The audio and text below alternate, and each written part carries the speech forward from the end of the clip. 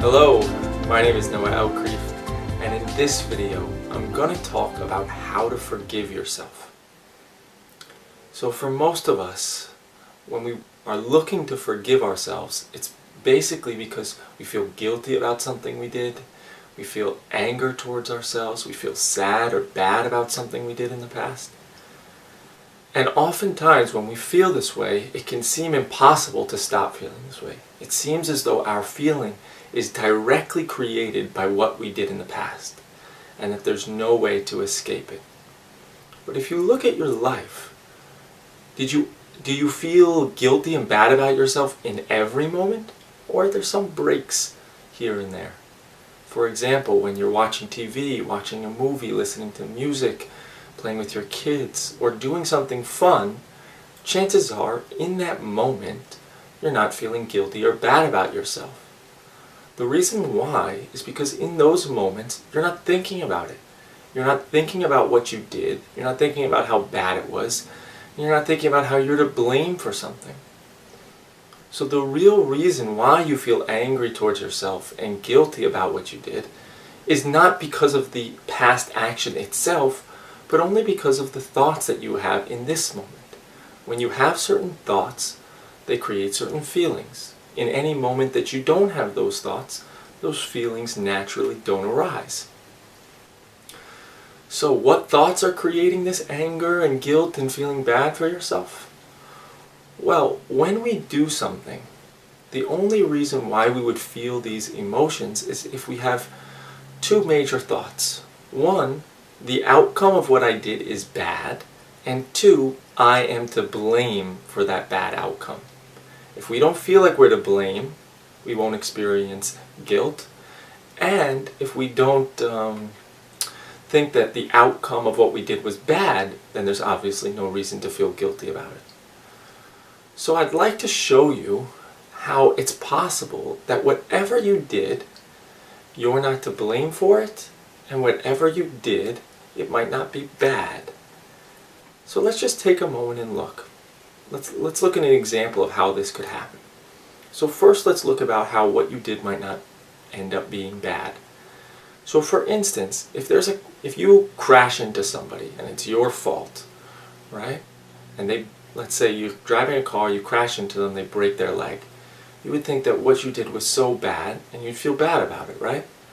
But if you talk to them 6 months later, the victim of this accident, and it turns out that while they were in the hospital waiting to fix their leg, they met somebody who gave them their dream job, and they're so much happier now.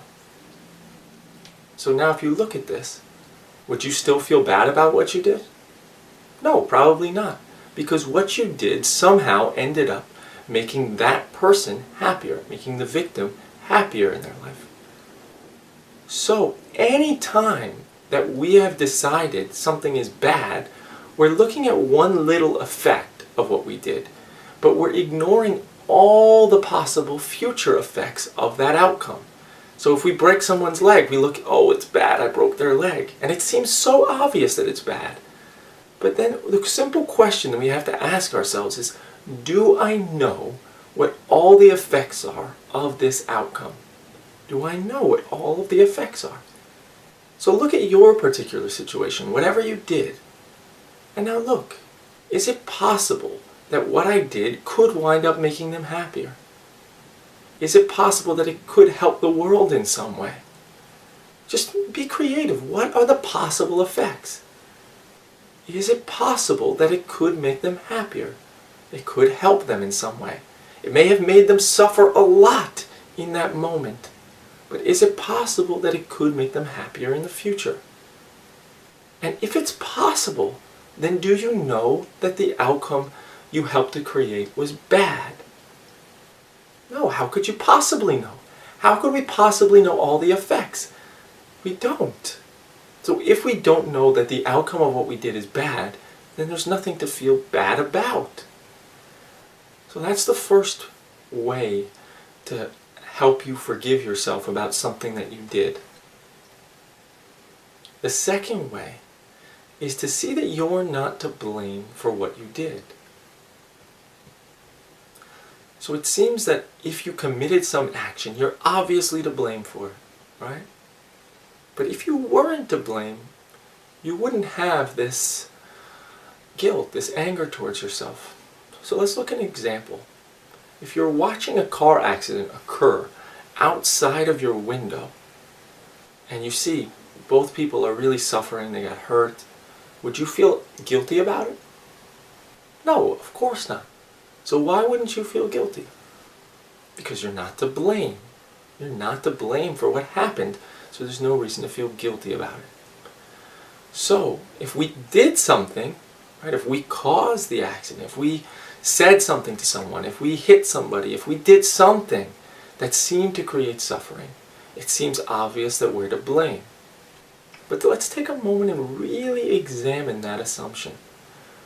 So do you control the thoughts that arise in your mind?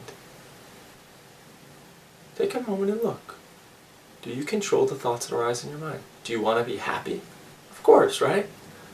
So do negative thoughts create happiness? No. Judgments create happiness? No. Thinking, worrying about the future create happiness? No. But yet you still do it, don't you? You still have all these negative thoughts you don't want to have. If you controlled your thoughts, you would always think positive, never think negative. Maybe not think at all if you could control your thoughts. So it's clear that you don't control the thoughts that arise in your mind. So, if you look, I don't control the thoughts that arise in my mind. Well now, what determines your actions? What determines your actions? Whether to say something nice or to say something mean. What determines that? Who determines that? Thoughts. If we think something negative about them, we'll say something negative about them, likely. And if we think something positive about them, we'll probably say something positive.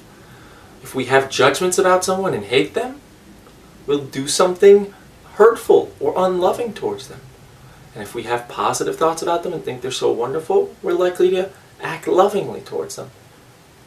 But as we already discovered, we don't control the thoughts that arise in our minds. So therefore, we don't determine our actions. Right? I know that's a big statement, and I don't want you to believe me. Look for yourself. If you don't control the thoughts that arise in your mind, and your actions are determined by thoughts, then do you determine your actions? You can also look at it in another way, as in, let's see, basically, do you always do what you want? Are there some moments that you really want to do something and you just can't get yourself to do it? If you controlled your actions, you would just do always what you wanted. Are there some things that you want to stop doing so bad, yet you just can't? If you controlled your actions and your thoughts, you would be able to. So the fact that we can't always do what we want is another indication that we really don't control our actions, or the thoughts that control our actions. So if you don't determine your actions, if you don't control them, then you're not to blame for them. Really. And don't believe me. Look. If I don't control it, then I'm not to blame for it. Just like the car accident that we watch outside the window. If we didn't control the accident, we wouldn't think we're to blame. So if we don't control our own actions, then we're not to blame. And if we're not to blame for it, it happened. It's just a product of what we were taught and the thoughts that arise in our mind and our own life history and unique set of experiences, our conditioning. There's nothing we can do about it. So we're off the hook. It doesn't help to feel guilty. We tend to think that feeling guilty means at least I care, and guilt means I care. Guilt doesn't mean you care. Guilt just means you're believing that what you did was bad and that you are to blame for it. But that doesn't help you to stop acting in the same way. If you want to stop acting the way that you did in the past, you need to discover what thoughts made you act that way. And then you need to stop believing those thoughts. Figure out why those thoughts aren't true. And then you can act differently in the future. Because as you may have come to discover, just feeling guilty about something we did in the past doesn't help us to stop acting in that way.